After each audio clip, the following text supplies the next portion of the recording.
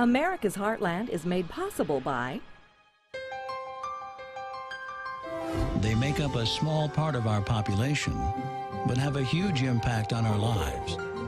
They take business risks few others would tolerate, all on our behalf. They're American farmers who feed, fuel, and clothe the world. Monsanto would like to recognize them for all they do for the rest of us. Because ultimately, our success and everyone else's depends on theirs.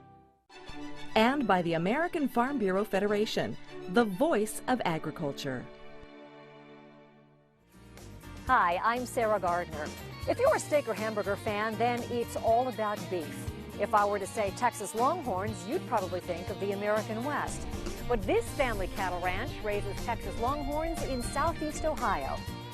You can see it in the eyes of every woman and man in America's heartland, living close to the land.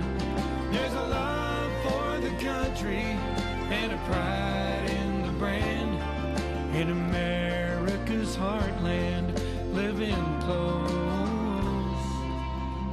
close to the land.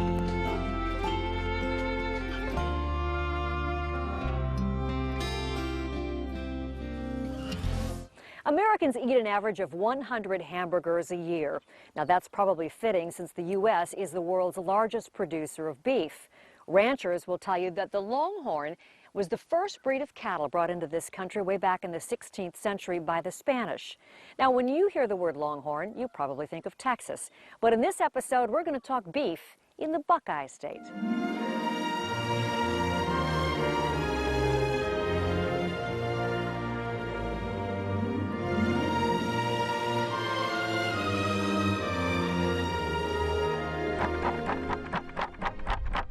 Come on, girls. Come on, sweethearts.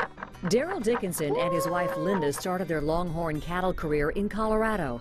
But it's here in Ohio that the family found its fortune in beef with the Dickinson Cattle Company. Raising cattle is grass and management and water and things like that. So this is great cattle country here. We're in the Ohio River Valley grasslands. It's wonderful grass country. The family ranch is on more than 4,000 acres and welcomes visitors with farm tours in the summer. Buyers and visitors alike come to see the Longhorns. Do you think that's a pretty cow there? I think it's beautiful. She's black and white speckled. She's got big curly horns. She's got a sweet disposition. She raises beautiful calves. Daryl, along with his wife and children, oversee the meat of the business here, raising and marketing registered cattle. We sell all-natural Texas Longhorn beef, and we sell semen, frozen bull semen, from our very best bulls. The science of selection has also made it possible for the Dickinson Cattle Company to clone some of their prized cattle. Well, this is the cow that was used for clones. This is Shadow Jubilee, and she's should be a little over 84 inches tip to tip on her horns, and she just had a new baby calf here about maybe 3 weeks ago.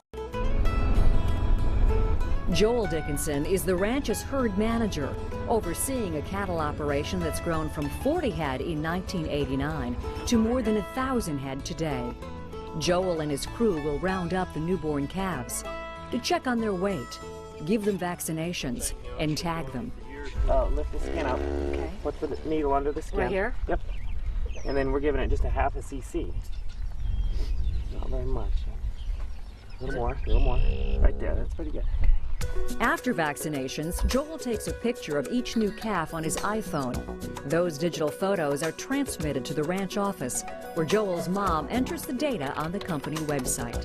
So it's red and white after 5409. We have the largest internet presence of any breed of cattle or breed association in the United States, and we sell about 90% of the cattle online. Well, what are people looking for in a Longhorn? They've got to have beef quality, they got to be pretty conformation, pretty color, good disposition, raise a large calf. In Longhorn cattle, they got to have pretty twisty horns. Daryl says economics and consumer demands have changed his industry over the past 40 years.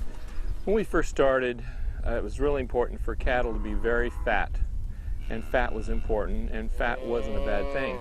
Today, people talk lean. So Texas Longhorns were criticized years ago because they weren't fat enough. Now they're complimented because of their high protein, low cholesterol, low carb, low fat content. And he expects even bigger changes in the future. Well, in the future, we're going to see less grain available to feed all livestock. So it's being used for ethanol and export and other things. So the cattle of the future are going to be cattle that eat cactus and grass and briars and low quality fiber. So that's where the Texas Longhorns really excel.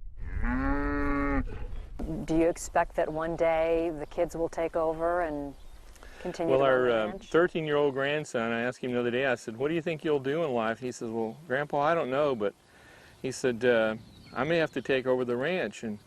And I said, well, why do you say that? And he says, well, have you noticed how old my dad is? Well, you met him today. He's like 36, so he's already thinking about booting his dad out and taking over.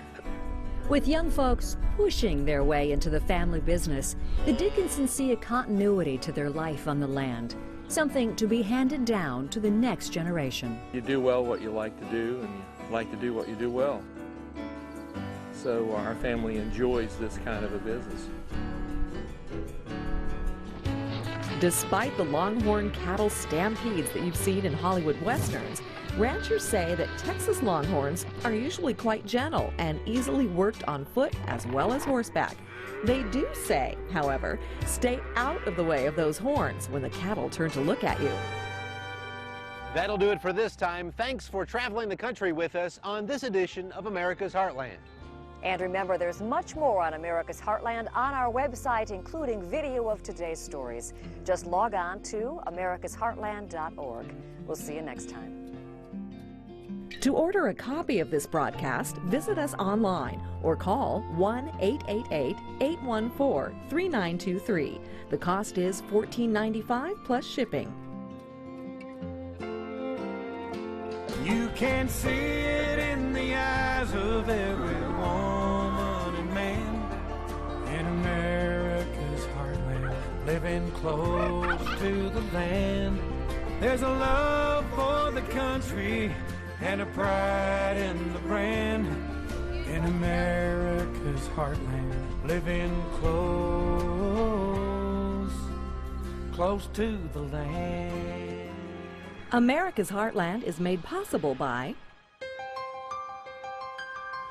They make up a small part of our population, but have a huge impact on our lives. They take business risks few others would tolerate, all on our behalf. They're American farmers who feed, fuel, and clothe the world. Monsanto would like to recognize them for all they do for the rest of us. Because ultimately, our success and everyone else's depends on theirs. and by the American Farm Bureau Federation, the voice of agriculture.